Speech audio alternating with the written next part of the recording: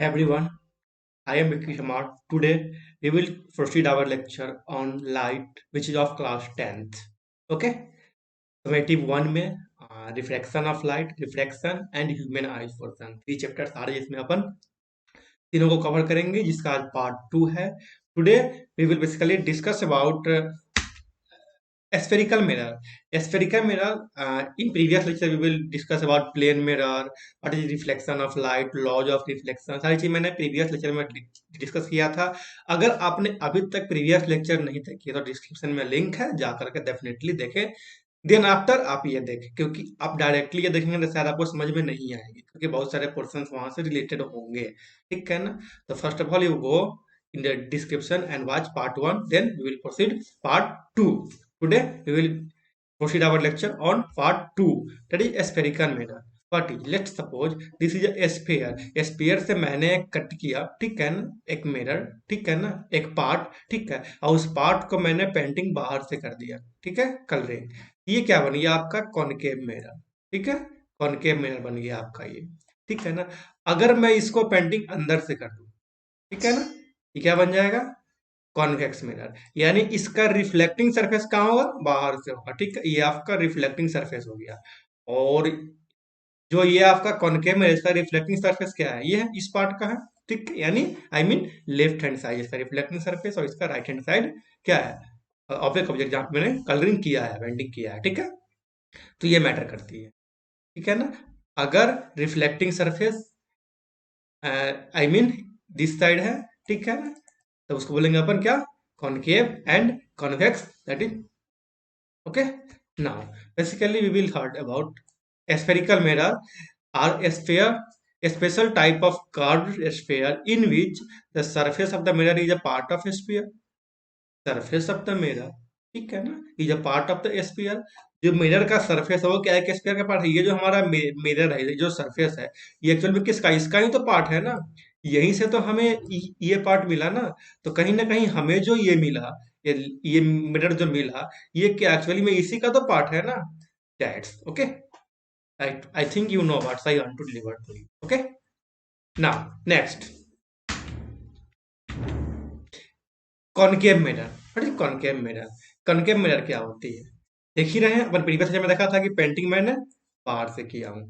ठीक है, concave mirror. और जैसे अपने मैंने स्फीयर से कट किया हूँ, ठीक है ना, तो कहीं ना कहीं एक सेंटर होगा, ये उसका सेंटर हो गया. ठीक है, ठीक है ना, ये सेंटर हो गया. और सेंटर से पोल का डिस्टेंस जो होगा, ठीक है ना, वो क्या हो जाएगा, रेडियस ऑफ कर्वेचर. ठीक है, सेंटर से सेंटर से पोल का डिस्टेंस क्या हो जाएगा आपका, radius of curvature. Okay, radius of curvature. और जो सेंटर होगा और पोल होगा, उसका जो हाफ डिस्टेंस होगा वो क्या हो जाएगा, फोकस. सेंटर और पोल के बीच का एक सेंटर होगा, दोनों को जो इक्वल पार्ट में डिवाइड करेगा, वो क्या हो जाएगा आपका, फोकस. ठीक, क्या हो गया आपका, फोकस. ठीक है ना. Distance between focus and pole, that is focus और पोल के बीच का डिस्टेंस को क्या बोलेंगे अपन, फोकल लेंथ. ओके, क्या बोलेंगे, फोकल लेंथ. ठीक है, you got my point. And the straight line joining, ठीक है, joining centre and pole is called principal axis. ठीक है, what my point. Next, the surface from which the reflection takes place is called aperture. ठीक है ना, जिस surface से reflection होगा उसको हम बोलेंगे एपर्चर. ओके. और थोड़ी देर पहले मैंने आपको एक बात बताया था, क्या, सेंटर और पोल के बीच का जो डिस्टेंस है, उस बीच का जो सेंटर होगा, सेंटर और पोल के बीच में जो पॉइंट आएगा वो क्या होगा, फोकस होगा. ठीक है ना. तो आई मीन सेंटर और पोल के बीचों बीच में फोकस है. यानी क्या हो गया कि सेंटर और पोल को दो भाग में डिवाइड कौन करेगा, फोकस. यानी जो फोकल लेंथ होगा वो क्या हो जाएगा, रेडियस ऑफ कर्वेचर का आधा. इट मीन जो रेडिय फोकस जो होगा वो सेंटर ऑफ कर्वेचर का क्या हो जाएगा, रेडियस ऑफ कर्वेचर का आधा हो जाएगा क्या, फोकस. ठीक है ना. तो इट मीन ये जो फोकस रेडियस ऑफ कर्वेचर हमारा क्या कहता है, ट्वाइस ऑफ फोकस. ठीक है ना. फोकस को 2 से मल्टीप्लाई करने क्या आ जाएगा, रेडियस ऑफ कर्वेचर. ठीक है, ट्वाइस ऑफ फोकस. यहाँ f/2 था, उसको सही कर लीजिएगा, 2 टाइम्स f. ठीक है ना, R is equal to twice of F होगा। ठीक है, गेटिंग माई पॉइंट नाउ। अपन जब ray of light principal axis के पैरेलल लाएंगे तो रिफ्लेक्शन के बाद कहां से पास हो जाएगा ये, फोकस से। ठीक है, ray of light principal axis के पैरेलल लाएंगे तो पास कहां से होगा, फोकस से। ठीक है,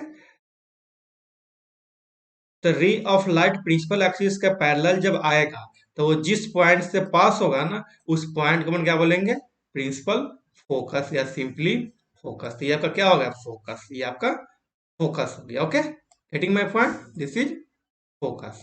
ठीक है, एफ ओ से next. Okay, now next convex mirror. Convex mirror, I mean मैं जो पेंटिंग कर रहा था वो अंदर वाले साइड से मैंने किया। ठीक है ना, तो हमने क्या किया है, एक मिरर जो लिया, स्फीयर जो लिया, वही मैंने एक स्फीयर से कट किया हूँ। जो कन्वेक्स मिरर है, पार्ट जो है एक स्फीयर का ही तो पार्ट है ना, तो कहीं ना कहीं उस स्फीयर का एक सेंटर होगा, उसको क्या बोलेंगे, centre of curvature. And distance between centre centre and pole का जो डिस्टेंस होगा क्या बोलेंगे, रेडियस ऑफ कर्वेचर। ठीक है, रेडियस ऑफ कर्वेचर बोलेंगे, सेंटर और पोल के बीच का डिस्टेंस। ओके, सेम बात है, वहीं का यहाँ भी रिपीट होगा। सेंटर और पोल के बीचों बीच एक पॉइंट होगा जिसको हम लोग बोलेंगे फोकस। ठीक है, एकदम बीच में। ठीक है ना, तो ये जो आपका होगा फोकस, ठीक है ना, वो क्या होगा, सेंटर और पोल के बीचों बीच होगा। ठीक है ना, जितना डिस्टेंस ये होगा उतना ही डिस्टेंस आपका ये पार्ट भी होगा। इट मीन अगर बात करेंगे फोकल लेंथ का, तो distance between focus and pole, focus और पोल के बीच का जो डिस्टेंस होगा उसको हम क्या बोलेंगे, फोकल लेंथ। ठीक है, क्या बोलेंगे, फोकल लेंथ। तो एक्चुअली फोकल लेंथ जब बोलेंगे, ठीक है, तो हमारा जो रेडियस जो आएगा वो क्या आ जाएगा, ट्वाइस ऑफ एफ। ठीक है, okay, twice of F, no matter, twice of F आ जाएगा, क्योंकि हमारा रेडियस ऑफ कर्वेचर का आधा ही तो क्या है, फोकल लेंथ ना, distance of focus from pole, pole से फोकस का डिस्टेंस क्या है, फोकल लेंथ ही तो है। ठीक है ना, यही मैंने बात करना चाह रहा था।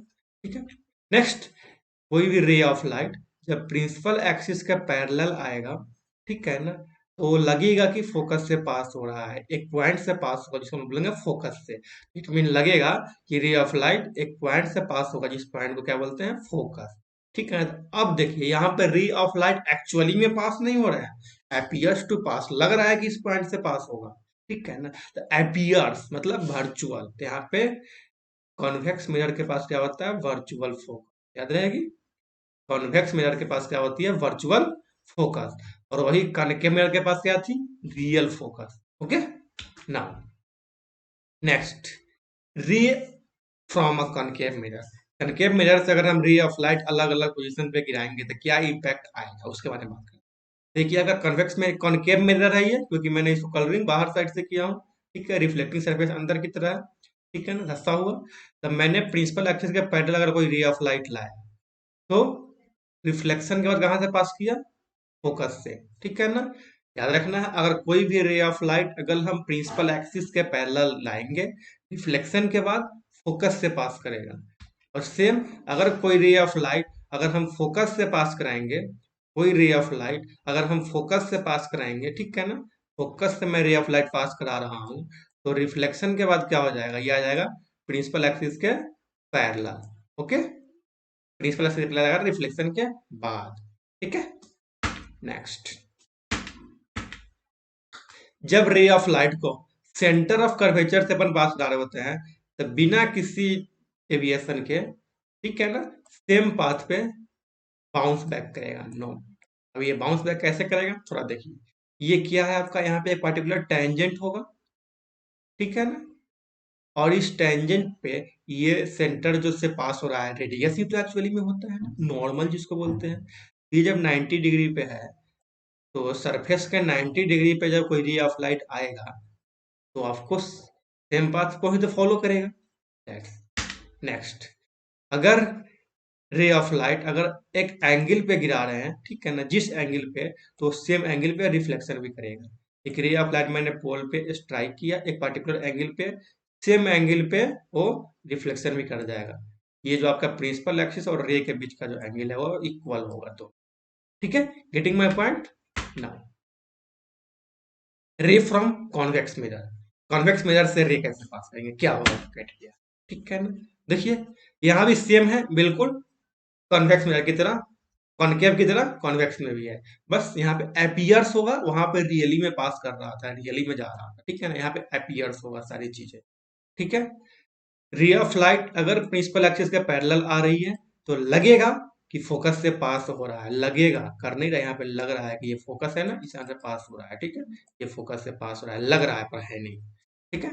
नेक्स्ट, अगर रे ऑफ लाइट लग रहा है कि फोकस से जा रहा है तो रिफ्लेक्शन का क्या होगा, प्रिंसिपल एक्सिस के पैरेलल आ जाएगा, ठीक है। प्रिंसिपल एक्सिस के पैरेलल आ जाएगा रिफ्लेक्शन के बाद, ठीक है ना। नेक्स्ट, जब जब रे ऑफ लाइट लग रहा होगा कि सेंटर ऑफ कर्वेचर से जा रहा है तो रिफ्लेक्शन के बाद सेम पाथ को फॉलो करेगा, ओके। रे ऑफ लाइट लग रहा है कि फोकस से पास करेगा, ठीक है ना, तो सेम पाथ को ट्रेस करेगा, रिफ्लेक्शन के बाद सेम पाथ पे बाउंस बैक कर देगा, ओके। नेक्स्ट, अगर किसी एंगल पे अगर इंसिडेंट करा रहे हैं रे ऑफ लाइट को तो सेम एंगल पे रिफ्लेक्ट भी कर जाएगा प्रिंसिपल एक्सिस पे जो एंगल बन रहा है पर्टिकुलरली, यानी ये जो एंगल है वो इक्वल हो जाएगा ये वाले एंगल, ठीक है। ये चार केस हैं रे ऑफ लाइट का, ठीक है ना। नेक्स्ट लेक्चर में will conclude our image formation. हम इमेज फॉर्मेशन का बात करेंगे नेक्स्ट लेक्चर में। अपन देख लेते हैं कि क्या कौन कौन से पोजीशन यहाँ पे इमेज रख सकते हैं। तो फर्स्ट ऑफ ऑल ये आपका पोल है, ठीक है, पोल है। तो पहला ऑब्जेक्ट क्या सकते हैं, पोल और फोकस के बीच में अपन ले सकते हैं ऑब्जेक्ट, ये वाला बंदे को, पहला ऑब्जेक्ट, ठीक है ना। दूसरा अपन फोकस पे ले सकते हैं कि फोकस पे होगा बंदा, ठीक है। तीसरा क्या होगा, फोकस और पोल के बीचों बीच होगा, ठीक है। चौथा क्या होगा कि सेंटर ऑफ कर्वेचर पे होगा, ठीक है, फोकस और सेंटर के बीच में, ठीक है। नेक्स्ट सेंटर पे और अगला बियॉन्ड सेंटर, यानी सेंटर के बाद कहीं, ठीक है ना। ये बंदा सेंटर से बाहर है। और नेक्स्ट है इन्फिनिटी पे, ठीक है ना, दूर, तो दिखेगा नहीं हमसे, ठीक है ना। टोटली 6 पोजीशंस पॉसिबल है, one by one. In next lecture we will cover all this topics, okay. If you have any doubts then go to the comment section and comment your question, definitely I will be reply your answer. Thanks for watching the video till last.